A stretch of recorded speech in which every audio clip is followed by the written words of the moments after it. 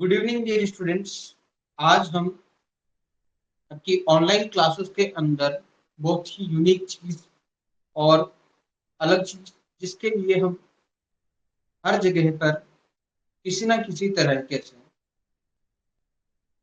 पिछड़े हुए से रहते हैं या पीछे रहते हैं। तो नमस्कार, मेरा नाम है डॉक्टर विक्रम सिंह। आज आपको मैं इंटरव्यू स्किल्स और पर्सनालिटी डेवलपमेंट से संबंधित सारी डिटेल्स को कंप्लीट करवाने वाला हूँ। जिस किसी अभ्यर्थी को इंटरव्यू देने जाना है, वो इंटरव्यू से पहले एक बार इस वीडियो को आवश्यक रूप से पूरा देखें। यदि समझना है तो डिटेल से आपको पूरा समझना पड़ेगा। एक व्यक्ति के पर्सनालिटी के बारे में कंप्लीटली जानकारी जो है वो इंटरव्यूअर नोट करता है।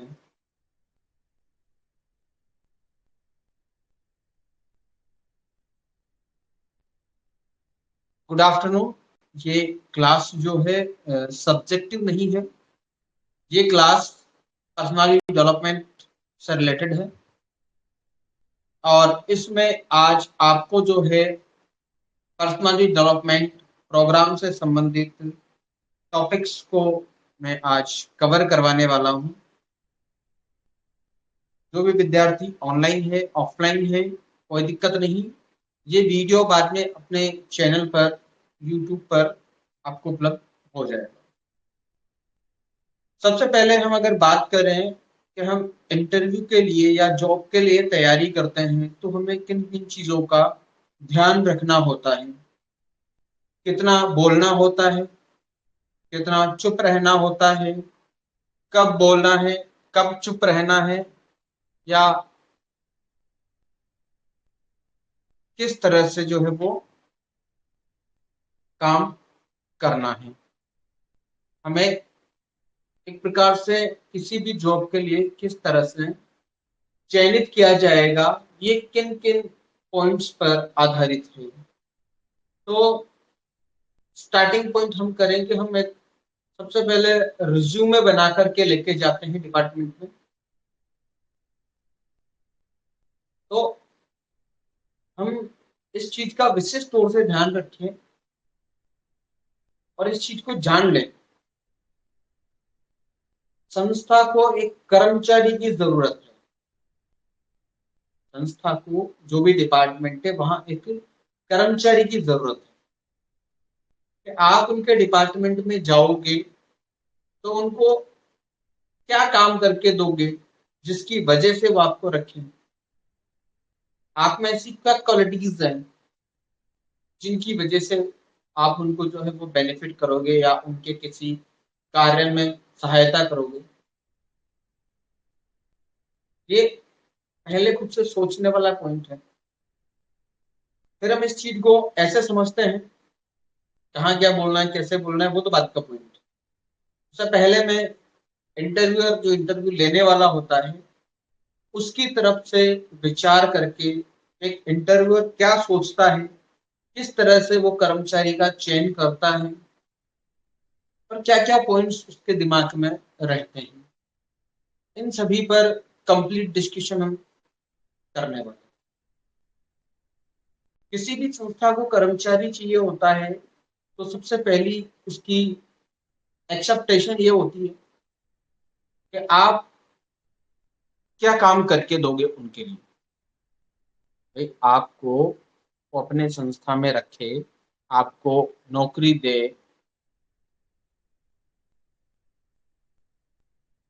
तो क्यों दे।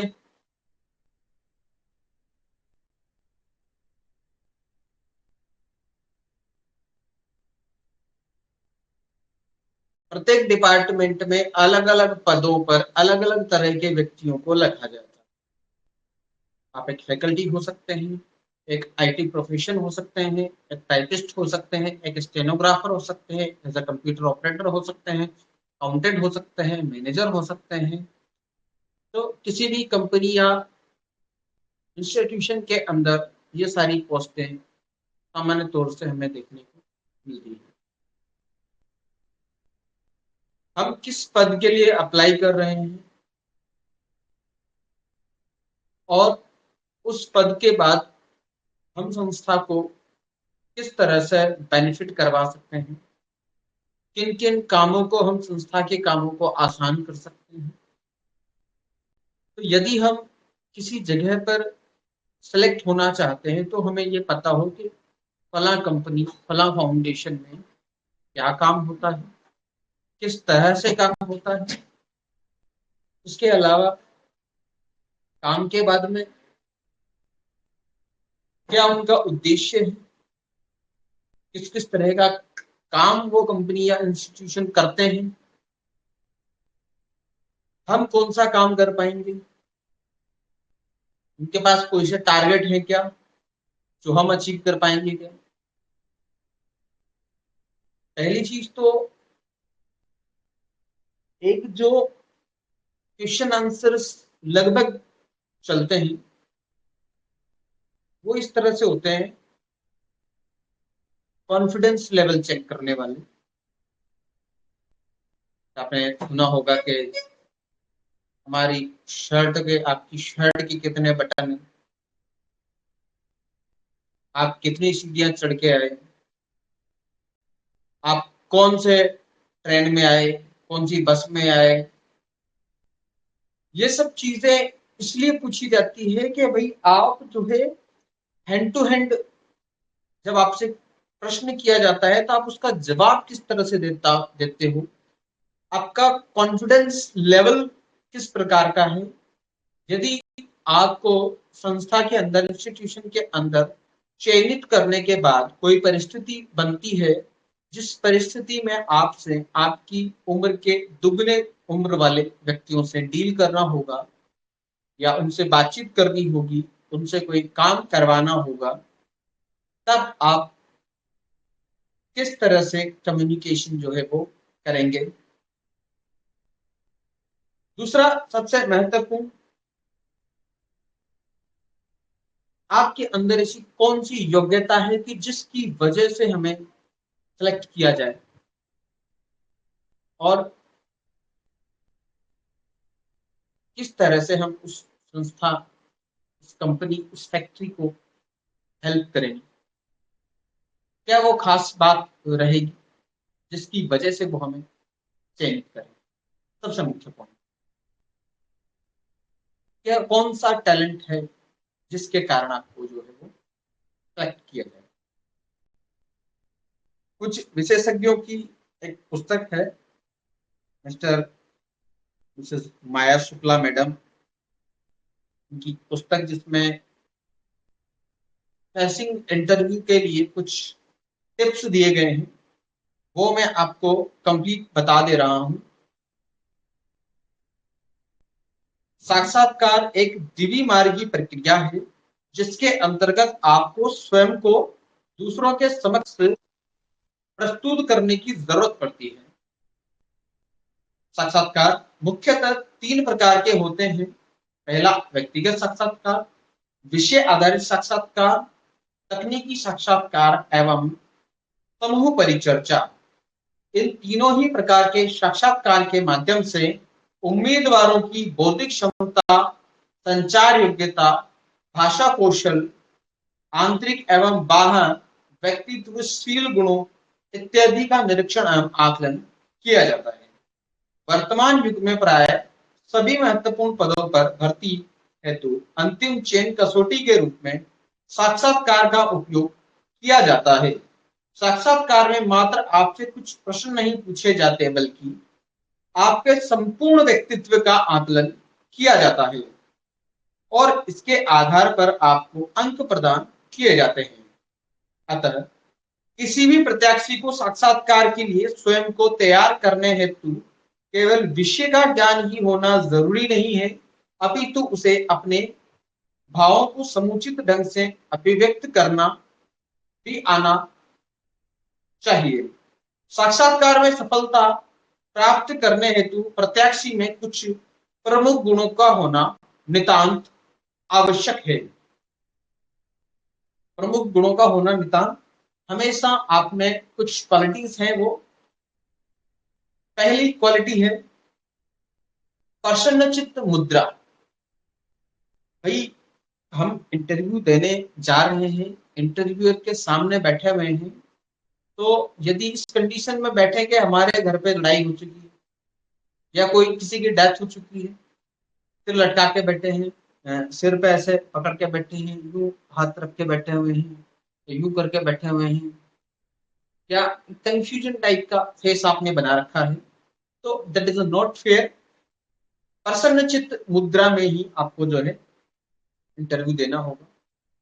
विनम्रता, स्वाभाविक व्यवहार, शिष्टाचार पूर्ण आचरण, उदार एवं खुला दृष्टिकोण, प्रभावशाली अभिव्यक्ति, मजबूत स्मरण शक्ति, विषय का तार्किक एवं विश्लेषण ज्ञान, किसी टॉपिक के बारे में शॉर्ट में या फिर डिटेल तरीके से समझा सके, इस तरह का ज्ञान हो। पॉजिटिव एटीट्यूड, पॉजिटिव नजरिया जिसे हम कहेंगे, और हाजिर जवाबी। हाजिर जवाबी, कुछ पूछा गया है तो आप उसका जो है वो आंसर पूछने के जस्ट बाद उसका आंसर दे सकें। साक्षात्कार हेतु क्या करें और क्या नहीं करें। साक्षात्कार देने से पूर्व प्रत्याशी को निम्नलिखित बातों का ध्यान देना चाहिए। पहले हम बात कर लेते हैं कि हमें क्या क्या करने चाहिए। अपनी समस्त शैक्षणिक योग्यताओं, अनुभवों आदि से संबंधित प्रमाण पत्रों को प्राथमिकता के आधार पर क्रमबद्ध रूप से फाइल में लगाकर रखें। साक्षात्कार वाले दिन स्वच्छ, शालीन, अनुकूल एवं औपचारिक पोशाक पहने। पोशाक ऐसी होनी चाहिए जिसमें आप स्वयं को सहज महसूस करें। ज्यादा अट्रैक्टिव के चक्कर में ऐसा भी ना हो कि हम प्रॉपर तरीके से बैठ ही ना पाए। ठीक है, तो हम सहज कंफर्टेबल फील करें, ऐसा हमारा ड्रेसअप होना चाहिए। याद रखें, एक अच्छी पोशाक से व्यक्तित्व में निखार आता है। तीसरी बात, साक्षात्कार पूर्व बाह्य व्यक्तित्व को भी संवारे, क्योंकि बाह्य व्यक्तित्व व्यक्ति की मानसिक स्तर का दर्पण होता है। ध्यान दें कि आपके बाल, नाखून व मूछें पुरुषों के लिए अच्छी तरह से कटी और संवरी हो। जूते, सैंडल भी अच्छी तरह पॉलिश होनी चाहिए। जूते पहने या सैंडल पहने, प्रॉपर वो पॉलिश होनी चाहिए।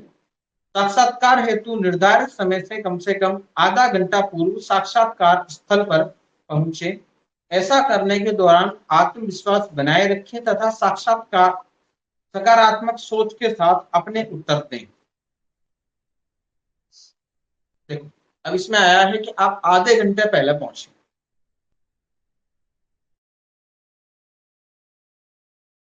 मैं एक और चीज इसमें ऐड करना चाहूंगा, किसी भी एग्जाम में, किसी भी प्रोग्राम में या किसी भी जगह पर हम जो जा रहे हैं, टाइम से पहले ही पहुंच जाए। एग्जाम सेंटर पे जाते हैं तो कम से कम 1 घंटे पहले हम पहुंच जाएं, भले वहां पे इधर उधर घूम लें। लगा कि भाई हम फिक्स टाइम पे निकले हैं। मैक्सिमम टाइम हमने देखा है एग्जामिनेशन में से बच्चों को बाहर भेज दिया जाता है, कारण ट्रैफिक में लगा हुआ समय। क्योंकि ट्रैफिक जब किसी दिन कोई एग्जाम होता है तो ट्रैफिक वैसे ही ज्यादा होता है, तो जोर तरीके से लेट हो जाते हैं। इसकी प्रक्रिया कैसे शुरू होगी? सुबह उठने से लेकर किसकी प्रक्रिया शुरू होगी? सुबह जब हम उठे तो जिस भी समय पे उठते हैं हम उससे पहले उठें, उठ करके प्रॉपर तरीके से टाइम से तैयार हों। जो भी ब्रेकफास्ट या खाना खाना है उसको रखें। जरूरत की सारी सामग्री, पेन, कॉपी, प्रवेश पत्र, जो भी चीजें हैं वो सारी प्रॉपर जमा के रखें।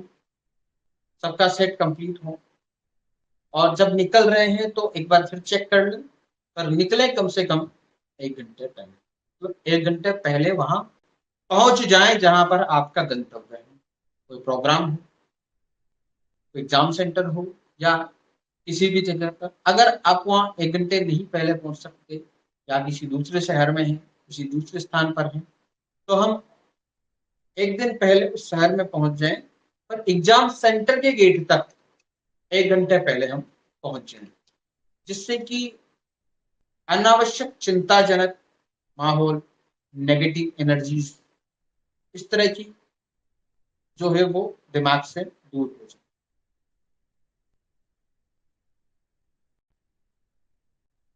साक्षात्कार हेतु निर्धारित समय से कम आधा घंटा पहले पहुंचना है। साक्षात्कार के दौरान आत्मविश्वास बनाए रखें तथा सकारात्मक सोच के साथ अपने उत्तर दें। स्वयं को प्रसन्नचित एवं तनाव मुक्त रखें। आपकी प्रसन्नता का दूसरों पर भी सकारात्मक प्रभाव पड़ता है। सकारात्मक साक्षात्कार कक्ष में प्रवेश करने से पूर्व दरवाजे पर हल्की दस्तक देकर अंदर आने की अनुमति प्राप्त करें। प्रवेश करते ही साक्षात्कार मंडल के अध्यक्ष एवं अन्य सदस्यों का अभिवादन करें। अभिवादन जो है, अगर सुबह का समय है 12 बजे से पहले का, तो गुड मॉर्निंग से हम विश कर सकते हैं, अभिवादन कर सकते हैं। 12 बजे से 4 बजे के बीच का समय है तो हम गुड आफ्टरनून शब्द का अभिवादन कर सकते हैं। 4 बजे के बाद में अगर किसी भी टाइम पर इंटरव्यू है तो हम गुड इवनिंग बोलेंगे, चाहे वो रात को 10 बजे आपका इंटरव्यू है, चाहे 8 बजे है, चाहे 5 बजे है, चाहे 6 बजे है, हम गुड इवनिंग बोलेंगे। अब सर गुड नाइट कब बोलते हैं? गुड नाइट हम तब बोलते हैं जब हम दिन के अंतिम बार में सोने के लिए विदाई लेते हैं, तब कहते हैं गुड नाइट। जब हम दिन में अपने मित्रों से किसी से विदाई लेते हैं तो उस समय बोल सकते हैं good day, good morning, good afternoon, good evening, good day और गुड नाइट।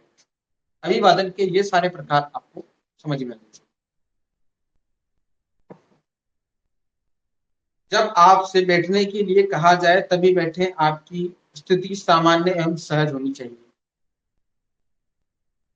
साक्षात्कार के दौरान न केवल आपके द्वारा दिए गए उत्तरों बल्कि आपके चलने, उठने, बैठने और देखने आदि समस्त शारीरिक क्रियाओं का भी विशेष महत्व होता है। इसलिए साक्षात्कार कक्ष में प्रवेश करते समय एवं साक्षात्कार के दौरान इन बातों का विशेष ध्यान रखें। चूंकि साक्षात्कार एक औपचारिक वार्तालाप होता है, इसमें जिसमें आप कितना बोलते हैं इस बात का कोई विशेष महत्व नहीं होता, बल्कि इस बात पर विशेष ध्यान जाता है कि आप क्या और कैसे बोलते हैं। साक्षात्कार मंडल आपसे सटीक एवं संक्षिप्त उत्तरों की अपेक्षा करता है, इसलिए कोई भी अतिरिक्त सूचना अकारण की अपनी ओर से देने का प्रयास न करें। जितना पूछा जाए उतना ही जवाब दें और अगर किसी प्रश्न का उत्तर न आए तो विनम्रता पूर्वक क्षमा मांग लें, सॉरी बोल लें। सर इसका सॉरी सर, ये मुझे समझ में नहीं आया, रिपीट कर दीजिए। इस तरह से कहते हैं कि एक अच्छा वक्ता ही अच्छा श्रोता हो सकता है। जो बोलना सीखता है उससे पहले उसको सुनना सीखना पड़ता है। अच्छा वक्ता अच्छा श्रोता हो सकता है। इसलिए अपने अंदर दूसरों को अपनी बात सुनाने के साथ साथ दूसरों की बातों को सुनने का भी गुण विकसित करें। दूसरों की बातों को ध्यान पूर्वक सुनकर और उन्हें स्पष्ट रूप से समझकर ही हम उनका सही उत्तर दे सकते हैं।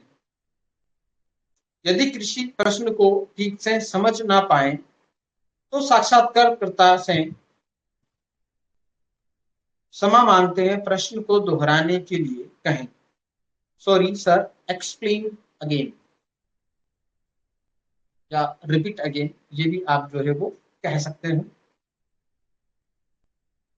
प्रश्न दोहराने को कहने में संकोच न करें, क्योंकि प्रश्न को ठीक से न समझते हुए गलत उत्तर देना अधिक हानिकारक है। पूछे गए प्रत्येक प्रश्न का उचित तर्क सहित आत्मविश्वास के साथ उत्तर दें। ऐसा तभी संभव है जब आप साक्षात्कार के परिणाम से चिंता मुक्त होकर स्वयं को प्रस्तुत करें। किसी भी प्रश्न का उत्तर देते समय क्रमबद्धता का विशेष ध्यान रखें। जैसे मान लीजिए यदि आपसे भारत छोड़ो आंदोलन के विषय में जानकारी मांगी जाए तो उत्तर देते समय आप पहले आंदोलन का कारण और फिर स्वरूप, परिणाम व निष्कर्ष की क्रमशः व्याख्या करें। साथ ही उचित तर्कों द्वारा अपने विचारों की पुष्टि करें। आपसे पूछा जाए कि आपके विचार क्या होंगे, तो आप उसमें अपने विचारों को भी ऐड कर सकते हैं। साक्षात्कार मंडल के समक्ष स्वयं को स्वाभाविक रूप से प्रस्तुत करें। किसी भी तरह के बनावटीपन से बचें। जहां तक संभव हो अपने स्वयं के विचार प्रस्तुत करें। पूर्व निर्धारित अथवा रटे रटाए जवाब देने से बचें। इंटरनेट पर सैकड़ों इंटरव्यू की क्लासेस आपको मिल जाएंगी, परंतु हमें उन्हें फॉलो नहीं करना, मतलब नकल में हमें अकल लगानी है, ये चीज कहने का बात कर रहे हैं। पूर्व निर्धारित अथवा रटे रटाए जवाब देने से बचें।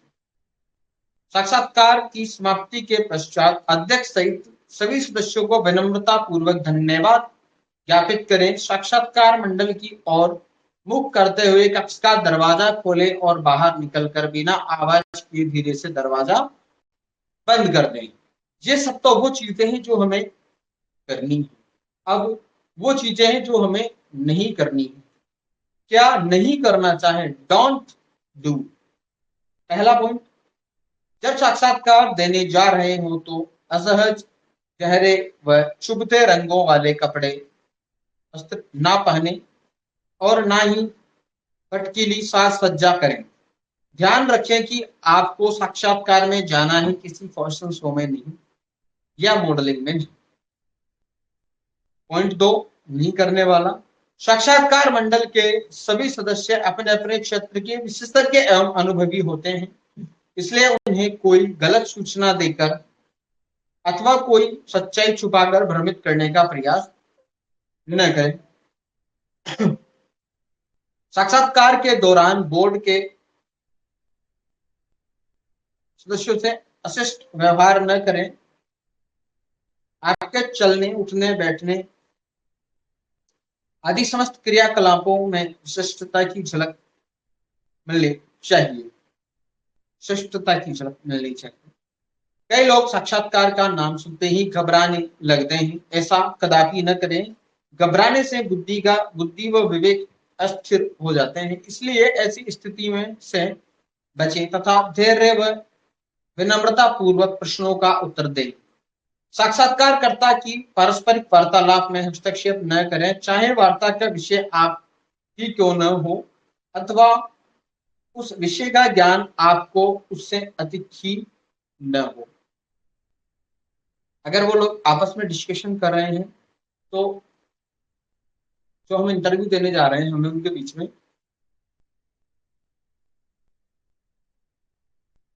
नहीं बोलना है। दूसरी बात, ये केवल इंटरव्यू के लिए लागू नहीं होती। हम सामान्य तौर पर किसी भी जगह पर जब डिस्कशन चल रहा हो तो हम जो है, हमें जब पूछा जाए कि आप बोलिए, तभी बोले। यदि आपसे किसी ने सलाह नहीं मांगी है तो बिना पूछे अपनी सलाह देना, अपनी डिसरिस्पेक्ट करवाना है। ये पॉइंट आप विशेष कर ध्यान में रखें। साक्षात्कार एक औपचारिक प्रक्रिया होती है जिसमें साक्षात्कार बोर्ड के सदस्य द्वारा प्रत्यक्ष के व्यक्तित्व परीक्षण हेतु प्रश्न पूछे जाते हैं, अतः इसकी गरिमा को बनाए रखें। न कि बोर्ड के सदस्यों से प्रति प्रश्न न करें और ना ही उसे कोई कटु वचन बोले अथवा बहस करें, इससे आपका प्रदर्शन नकारात्मक रूप से प्रभावित होगा। कोई क्वेश्चन आपसे पूछा है किसी भी टॉपिक के बारे में और आप उलट करके पूछे कि आप इस तरह से पूछ रहे हो, आपको क्या ये बात वो बात, तो जो प्रश्न पूछा जाए उसका आंसर दें। बहसबाजी ना करें, झगड़ा करने की कोशिश ना करें और अनावश्यक बिल्कुल ना बोलें। साक्षात्कार के दौरान अशिष्ट अंग संचालन जैसे पैर हिलाना, हाथ हिलाना, मेज पर हाथ या अंगुली मारना अथवा हाथ फेंक कर बात करना आदि न करें। अपने उत्तर में किसी भी व्यक्ति, संस्था अथवा राजनीतिक दल का कटाक्ष न करें और न ही किसी राजनीतिक व धार्मिक विवाद में पड़े। साक्षात्कार मंडल के सदस्यों से ऐसे शब्दों का प्रयोग न करें जिससे चाटुकारिता का भाव झलके, न ही आपके उत्तर से सदस्यों को दम्भ का आभास मिलना चाहिए और न ही अपने विषय का अतिशोक्तिपूर्ण प्रदर्शन ही करें। साक्षात्कार कक्ष में तीव्र गति से प्रवेश अथवा तीव्र गति से कक्ष छोड़ना अनुचित है। इससे आपकी घबराहट झलकती है। सहज एवं शांत भाव से कक्ष में प्रवेश करें व वहां से बाहर निकले। संतुलित व सहज रूप से साक्षात्कार में प्रदर्शन ही आपको बेहतर परिणाम दिलाने में सहायक हो सकता है। इस प्रकार उपरोक्त बिंदुओं को ध्यान में रखकर साक्षात्कार में शामिल होने का अभ्यास करें तो आपकी सफलता सुनिश्चित है। कि सामान्य तौर पर इंटरव्यू में हमें क्या करना चाहिए, क्या नहीं करना चाहिए, ये चीजें हमने डिस्कस करी हैं। उससे पहले हमने जो डिस्कस करा था वो भी बहुत महत्वपूर्ण है। अब हम डिस्कस कर लेते हैं कि हमारे ड्रेसअप से रिलेटेड क्या क्या होता है।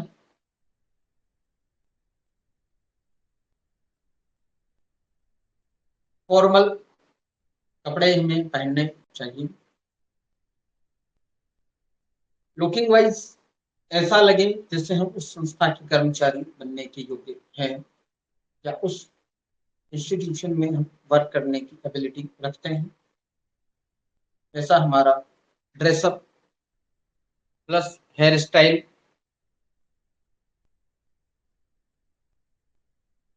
और हमारे शूज वगैरह बिल्कुल इस तरह से होने चाहिए जिससे कि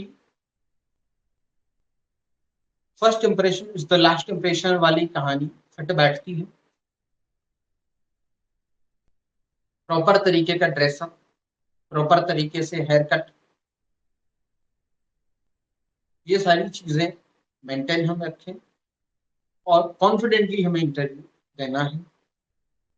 आज इतनी ही बातों के साथ मैं इस क्लास को समाप्त करता हूँ। पर्सनालिटी डेवलपमेंट प्रोग्राम से संबंधित आगे भी किसी नेक्स्ट क्लास के अंदर अपन जो है वो डिस्कस करेंगे, जानेंगे, समझेंगे बेहतर तरीके से।